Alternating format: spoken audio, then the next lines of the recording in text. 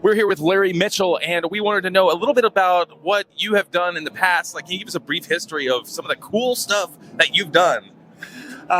Brief history. I'm from New York. Grew up in Brooklyn in Far Rockaway, Queens. 90 or 88, I did a tour with a very big Spanish-Italian artist named Miguel Bosé. Not known in America as much, but huge in Spain and Italy. And then I did a tour with Ric Ocasek from the Cars and a record, Fireball Zone, I played on, and 91, as well as played with Billy Squier. Great tones, great guitar player. And I did a tour after that with Tracy Chapman, folk pop, and she's actually made a comeback now kind of thing. That's awesome. And then I got into, I did my own records, and the first record came out in 1990, and it's guitar instrumental. And I was with Ibanez guitarists at the time, so I got to meet and hang out with people like Steve Vai and several other guitar players. And I teach at Steve's camp, Vai Academy. I've done 4 or 5 of those now, and one Satriani experience. But I also have this weird other side career as a producer, producing mostly Native American world music and singer-songwriter stuff. Very fortunate to win a Grammy for producing and engineering, as well as some other awards for producing and engineering. So it's like, I've known a little bit for guitar playing. The accolades actually come from producing and engineering. That is amazing. That tends to be how it goes anyways, isn't it? You start a musician and then you end up a producer. Yeah.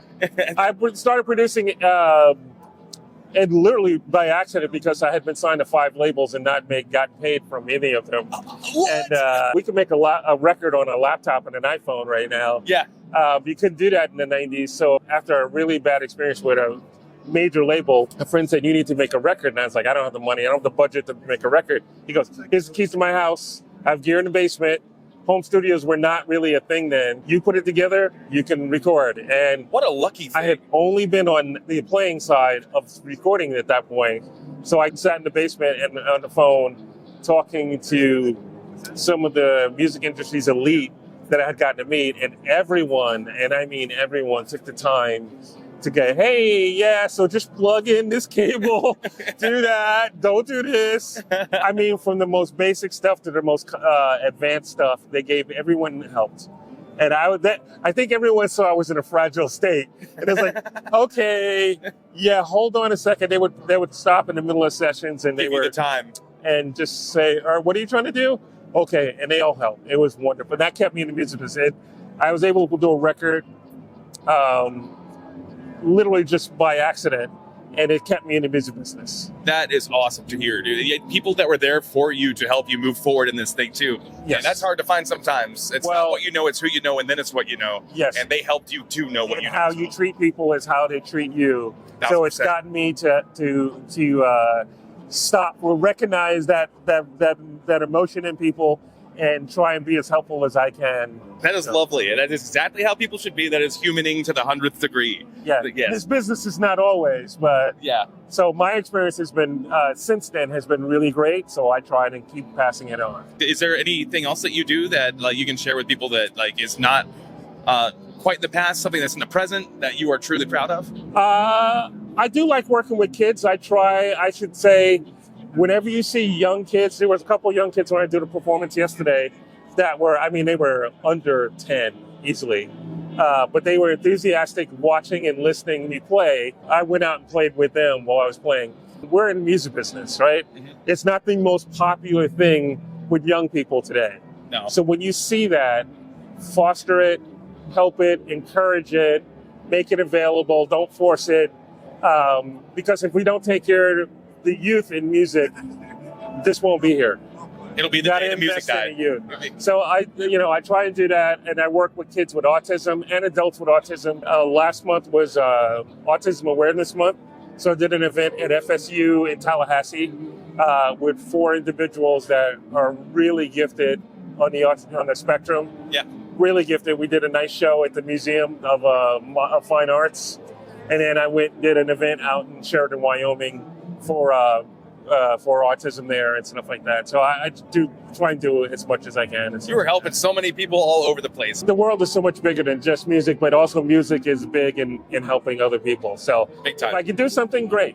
If I can't, I will just step out of the way. What has been the biggest hurdle in your music career? Ooh, probably people judging you without really knowing. My first record's rock instrumental. Yeah. But I got on a full-length zebra coat and a double neck guitar and a hat and leather.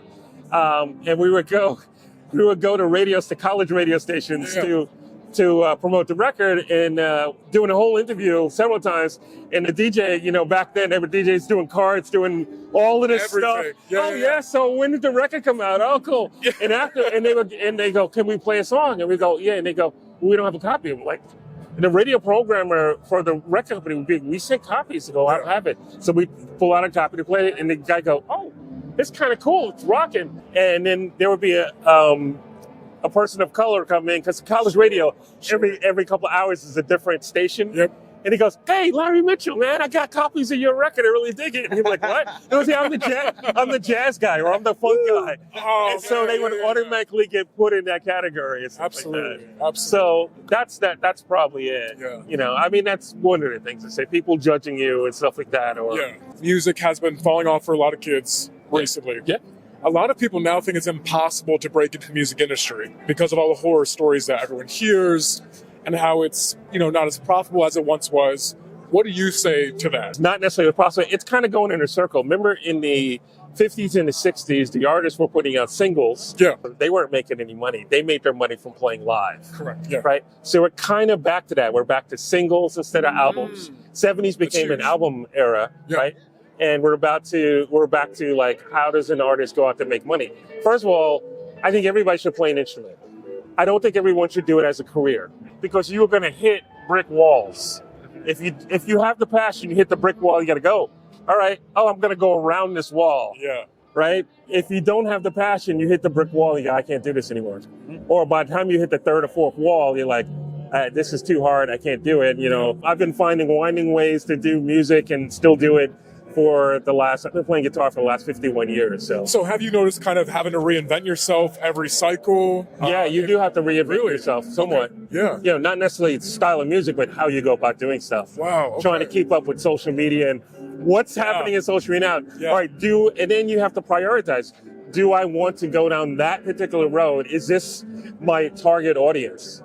Or I'm 60 years old. Is it worth it for me promoting myself on a platform where nobody over 15 or 16 is at? That's big. And because the 15, 16-year-olds that are into the kind of music I'm doing, they'll search out other platforms for that music.